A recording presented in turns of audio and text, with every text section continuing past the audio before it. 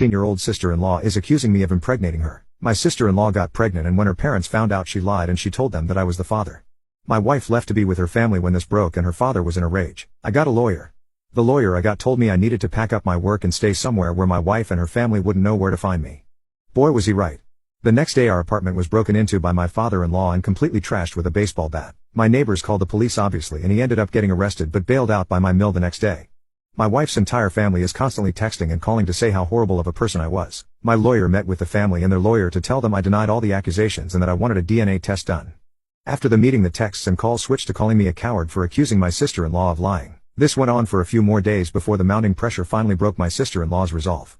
She came clean and told everyone who the real father was, being a 15-year-old at her school that told her to make something up. When this news came out, I still had to go through some whole investigation to show that I wasn't actually a predator. I'm self-employed, so we will see how bad this whole episode is going to screw up my life, and I'm definitely pressing charges against my father-in-law for the damage he did to my apartment and the threat to my life he posed. Contrary to what most people on here suggested I do, I am not going to immediately divorce my wife. Our marriage was amazing before this happened, and I don't want to throw that away over a stupid 14-year-old and her boyfriend.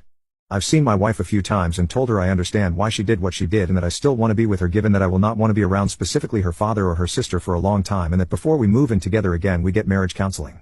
She agreed to those terms and we have been to a few sessions separately and together now. Thanks for the input I got on the old post. Edit. Lot of people are acting like this whole situation continued even with DNA evidence proving I was innocent. That's not the case. There never was a DNA test and likely won't be now that sister-in-law admitted and the actual father confirmed it. The threat alone of a DNA test is what made her tell the truth. I also said I'm not immediately divorcing my wife. It may come to it after we have tried counseling, but I don't know at this time. Yes, I'm hurt by my wife not believing me, but at the same time we've only been married for a year and a half and she basically raised her sister while her parents worked and has always been very close to her. My wife didn't cut contact with me through this. I did at the direction of my lawyer. I left my phone with him, and looking back through it now, she never accused me of anything, just asking questions trying to figure out what was going on. My father-in-law acted out on his own by breaking in. No one knew what he was doing and I don't have any sympathy for his actions and am pressing charges for everything he did.